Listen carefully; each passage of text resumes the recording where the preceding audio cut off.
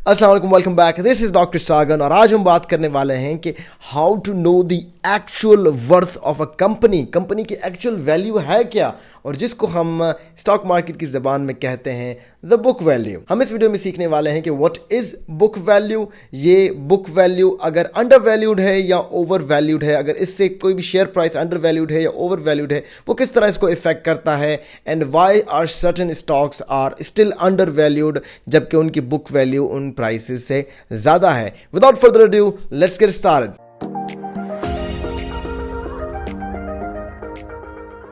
Alright, book value को समझाने के लिए I will use an analogy, जिसको मैं इजी ज़बान में समझाने की कोशिश करूँगा। ऐसे समझें कि एक कंपनी है, for example there is a company, उसकी एक्चुअल प्राइस जो अभी कंपनी को अगर आप देखें, वो एक्चुअल उसकी जो प्राइस है वो 20 रुपये है। अब पूरे उसके सारे असासे वगैरह मिला के, एसेट्स उसके जितने भी हैं सबको मिला के उसकी क्या प्राइस बन रही है। उसकी फैक्ट्रियों को अगर हम बेच दें, उसके सारे प्रोडक्ट्स को हम बेच दें, उसकी एक्चुअल वैल्यू जो हमें मिलेगी वो कितनी मिलेगी दैट विल बी 20 रुपीज़। और अगर हमने 20 रुपये के सब कुछ बेच के वापस लाए और 10 रुपये हमने कर्जा उतारने में लगा दिए, भाई हमने लोन उठाया हुआ है, कंपनी ने मॉर्गेजेस उठाए हुए हैं, वो सारा कर्जा उतारने में अगर 10 रुपये लगा दिए, बाकी आपके पास कितने बचे? 10 रुपये। अब 10 रुपये का कंपनी का पूरी कंपनी की वैल्यू 10 रुपये है। अब ऐसे समझें कि उस कंपनी के टोटल 5 शेयर हैं। शेयर तो लाखों में, मिलियंस में होते हैं, मैं चीज़ को समझाने की कोशिश कर रहा हूँ। ऐसे समझे उस कंपनी के 5 शेयर्स हैं and divide that value, that worth, that asset of the company. जब कर्जा वर्जा उतारने के बाद उसको डिवाइड करें 5 से, जो पर शेयर कितनी प्राइस बनती है? 2 रुपए। So that is the book value, 2 रुपए पर शेयर। कुछ स्टॉक्स जैसे बड़ी बड़ी कंपनी, फॉर एग्जाम्पल ये स्टॉक की प्राइस अब पर शेयर कितने का है? ये 2 रुपए का। ये इसकी आ गई बुक वैल्यू। इसकी असल जो कहते हैं असल वर्थ इतनी है, असल मालकियत इतनी है, अगर इसको यहां होना चाहिए। अगर प्राइस इस बुक वैल्यू से ऊपर है, that company is over valued. अगर वो उस प्राइस से नीचे है, that company is under valued.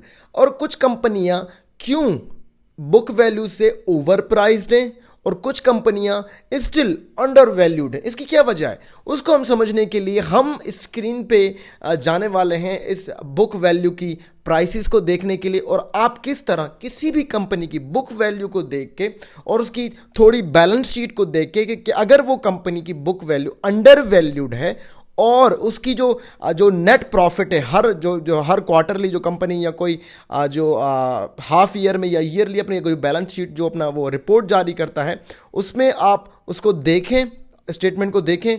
अगर वो कंपनी प्रॉफिट में जा रही है and still it's undervalued, book value से कम प्राइस है, लॉन्ग टर्म इन्वेस्टर उसको बाय कर देते हैं and it is going to be a great long term investment for the investor. तो मैं इस चीज़ को प्रैक्टिकली लैपटॉप स्क्रीन पे समझाने वाला हूं, और किस तरह आप किसी भी कंपनी की बुक वैल्यू देख सकते हैं और उसको किस तरह एनालाइज कर सकते हैं। Without further due, let's get on to the laptop screen.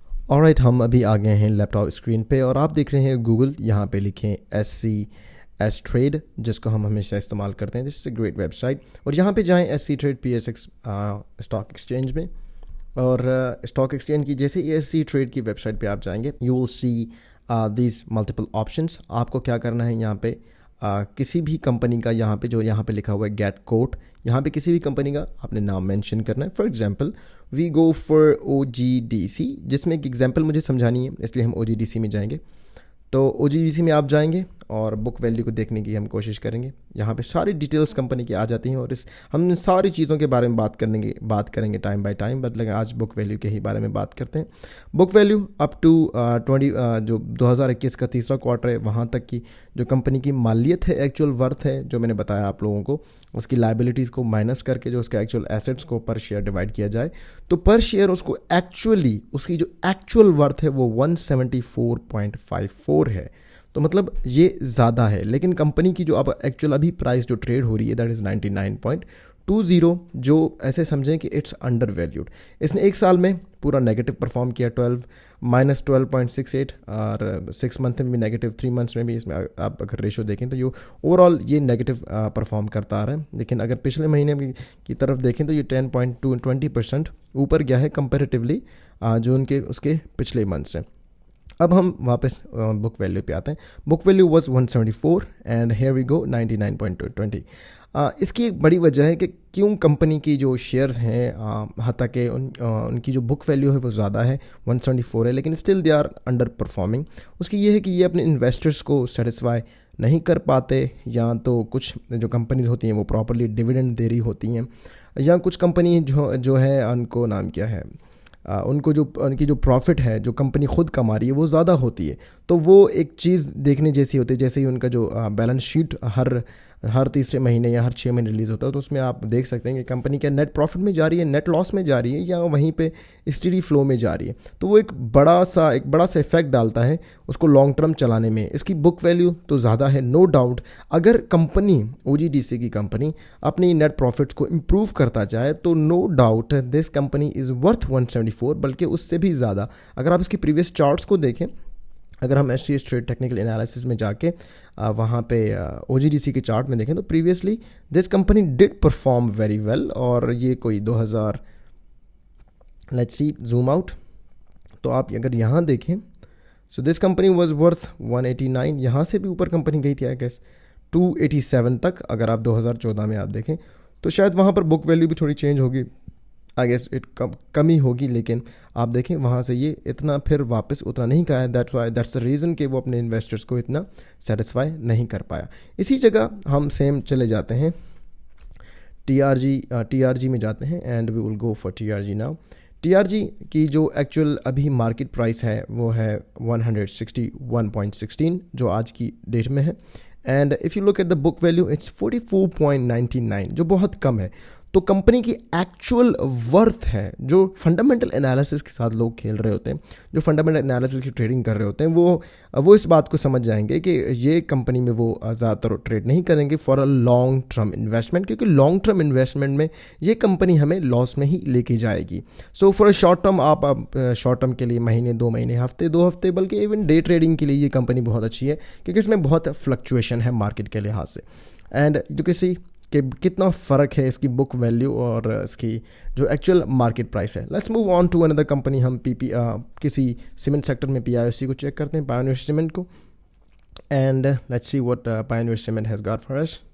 और यहाँ पे आप देखें पायोनियर सीमेंट 129. जैसे ही कोविड शुरू हुआ था सारी कंपनियां सीमेंट नीचे जा रही थी, सब कुछ नीचे जा रहा था, but this was very much high going. अगर आप देख सकते हैं पिछले साल इसने 103.45% का गेन लिया. That's a huge, it's like doubling your money with in a year. और इस जैसी कोई ऑफर आपको मार्केट में नहीं मिलेगी. 129.07 मार्केट वैल्यू है, but book value is half of that. कम तकरीबन अप्रॉक्सीमेट आप लगा सकते हैं, दैट इज़ 53.49. लेकिन इसने अपने इन्वेस्टर्स को मुतमईन किया है. और इसकी जो एक तो फ्लक्चुएटिंग बहुत था, even the whole market was going down and this was being supported to go up. So that was the reason कि एक यकीन आ गया मार्केट में कि PIOC डिड परफॉर्म वेल. लेकिन जो लॉन्ग टर्म इन्वेस्टर हैं वो इसको इस प्राइस में नहीं बाय करेंगे. आई रिमेंबर जब COVID-19 स्टार्ट हुआ था and I did invest in PIOC, वहाँ पे ये तब I guess 38 something, I think something was like that. Let me check PIOC for you. और हम PIOC में यहाँ जाते हैं, एंड यहाँ पे ये देखें, हाँ बिल्कुल ये I don't remember the date, लेकिन कुछ इसी दिन थे 34 पे, आई गेस 34 पे मैं ट्रेड कर रहा था इसे.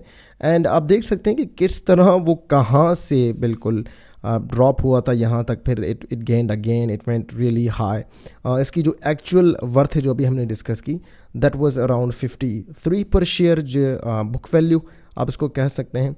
तो मैं समझता हूँ अगर इसको फेयर वैल्यू में अगर इसको अमाउंट किया जाए, लेकिन ये अपने इन्वेस्टर्स को भी खुश करके बैठा है. It's really good performing stock. लेकिन इसको एक्चुअली ये जो आप रीजन देख रहे हैं that is between 90, 94, 95 and I guess 70, 75, ये एक ऐसा रीजन है. आप इसको 70, 80 भी 78 तक भी नीचे से कह सकते हैं. ये कैसा रीजन है, इसको यहाँ पे फिर एक बड़ा सा सपोर्ट लेगा.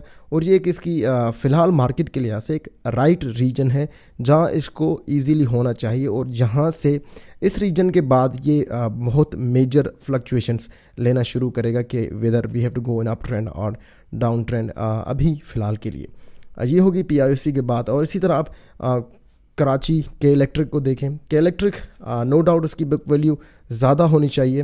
लेकिन उसकी परफॉर्मेंस जो अभी आजकल चल रही है वो इतनी ज़्यादा नहीं है।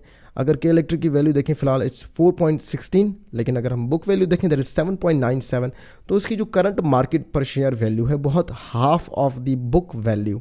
तो आई थिंक अगर ये इनकी अपनी परफॉर्मेंस को बेहतर कर दें, they can still do better. अगर अब पिछले साल हम चले जाएं तो आई रिमेंबर के कराची इलेक्ट्रिक पिछले साल से भी जब कोविड स्टार्ट हुआ था, it was trading at 2 point something 2.13 I guess.